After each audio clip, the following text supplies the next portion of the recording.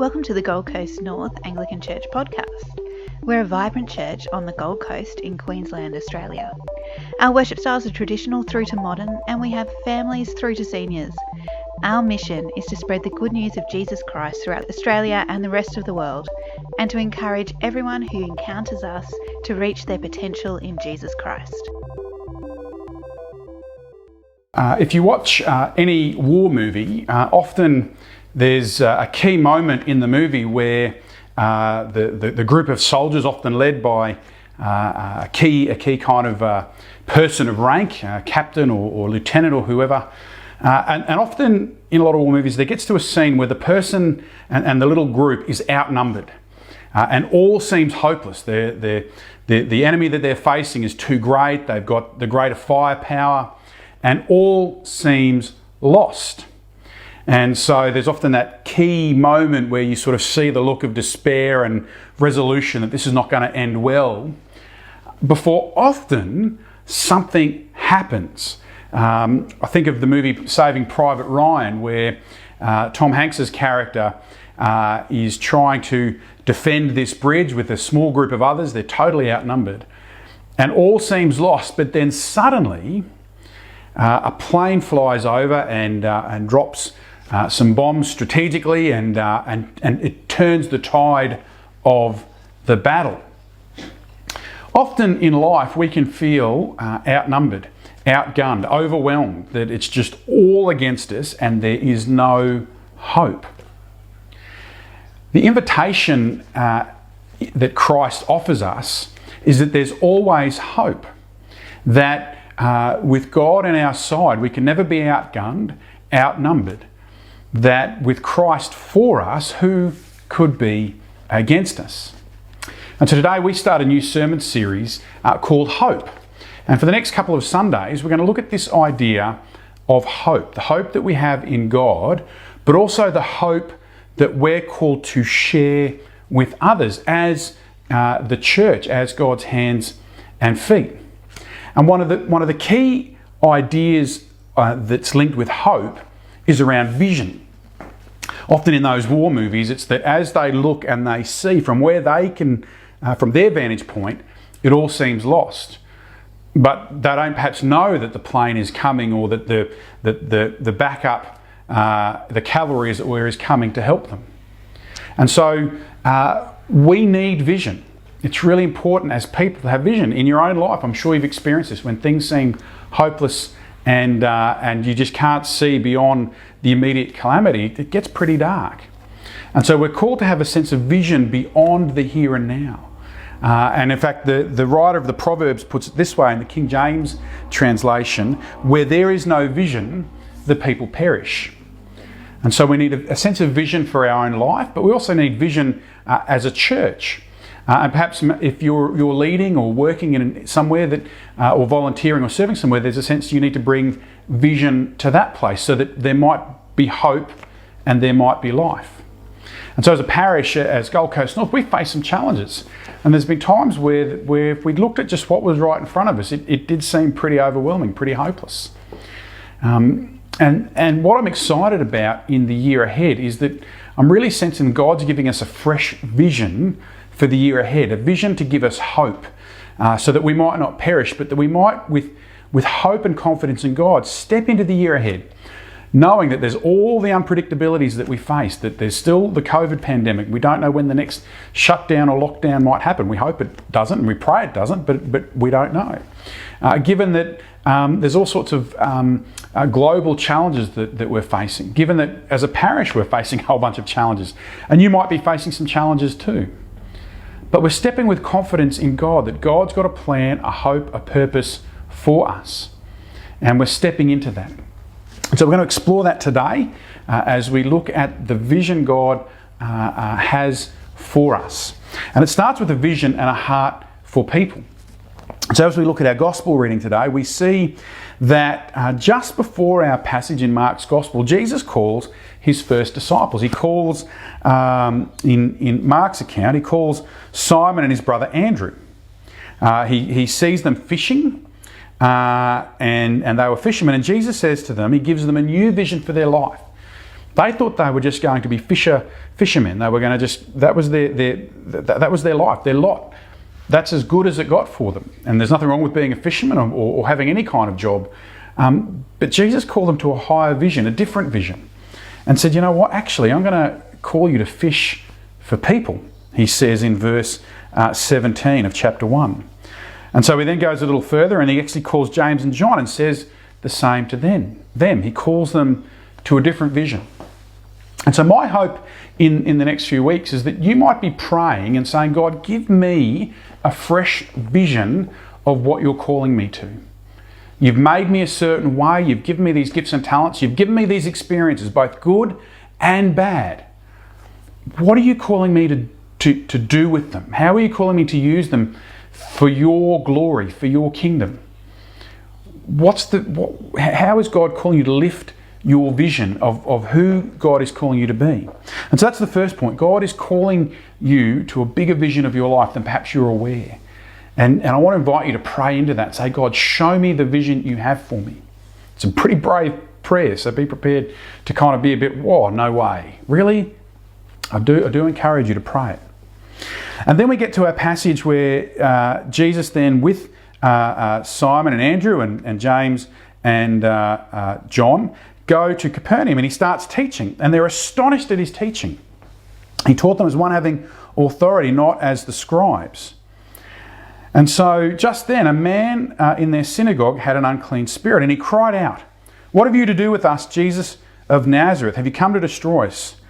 I know you are the Holy One of God." And so Jesus then rebukes the spirit and casts it out. And people are amazed.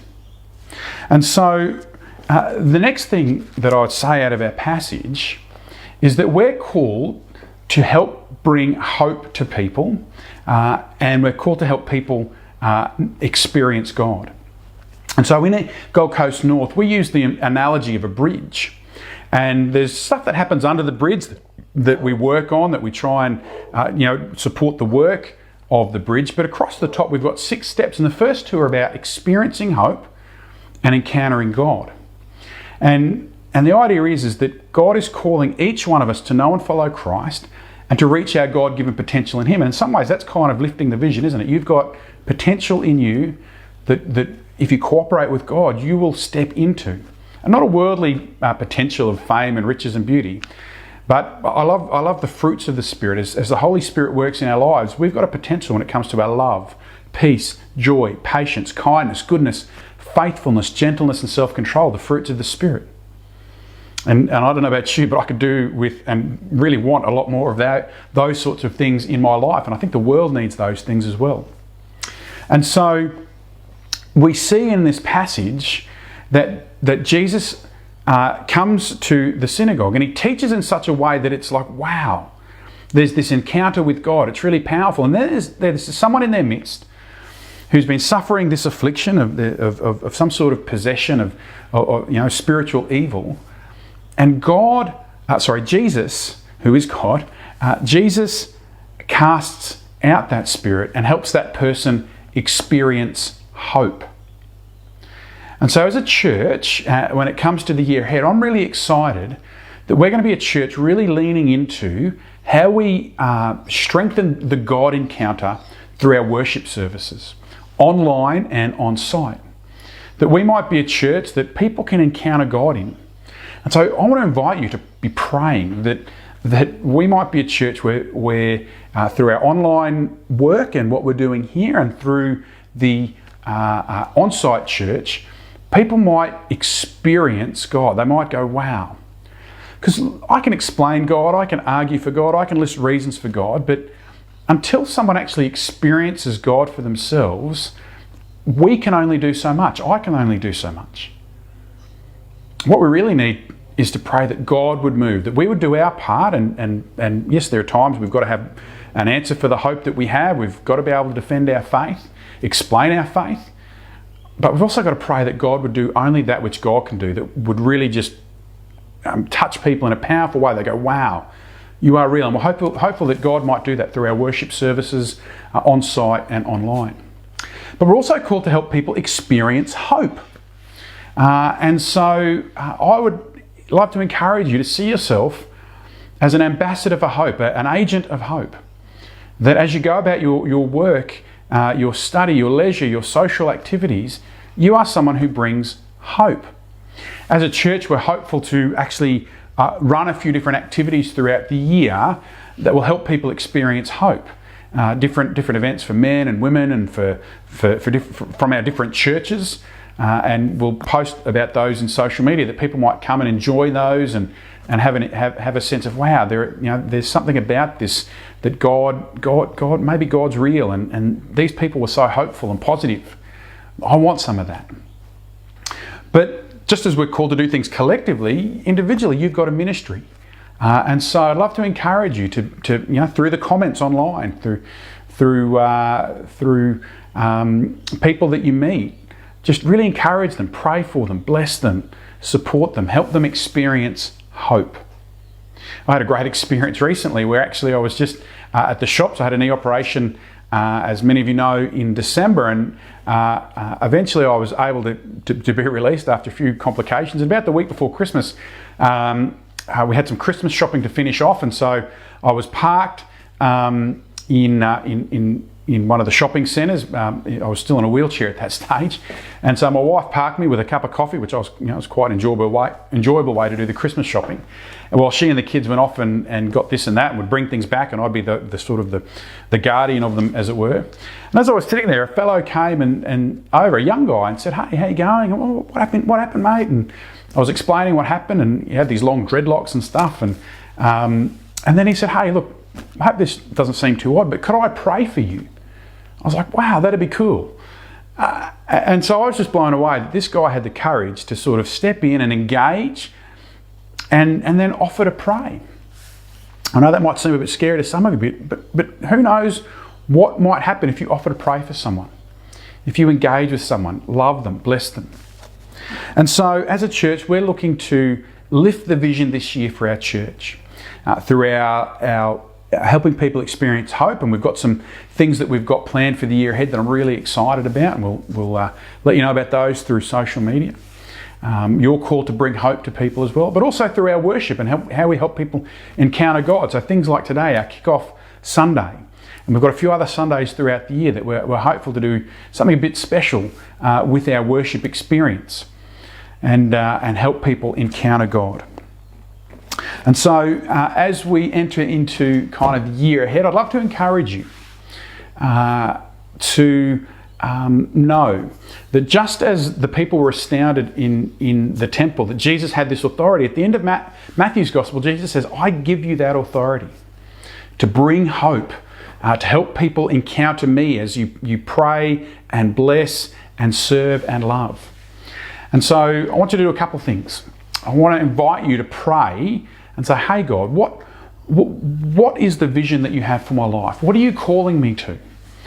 And it's pretty scary stuff, because suddenly you've got to let go of your plans, dreams and hopes and say, "God, what have you got for me?"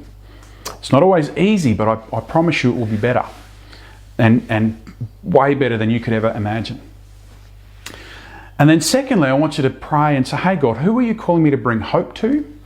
And God, please help us as a church be the kind of church where through our worship people might encounter you."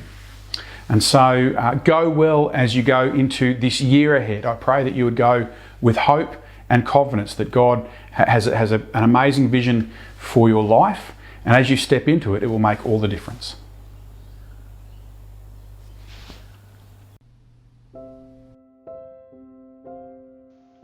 Thanks for joining us for the Gold Coast North Anglican Church podcast. I invite you to like us, follow us, subscribe to our podcast so that way you don't miss out on any episodes. If you want to know more about Gold Coast North Anglican Church, then head over to our website. The address is goldcoastnorth.org.au, and there you can find out all about our church. I also encourage you to engage with us on Facebook. We would love to pray with you and connect with you. Thanks for joining us, and we look forward to seeing you again next week. God bless.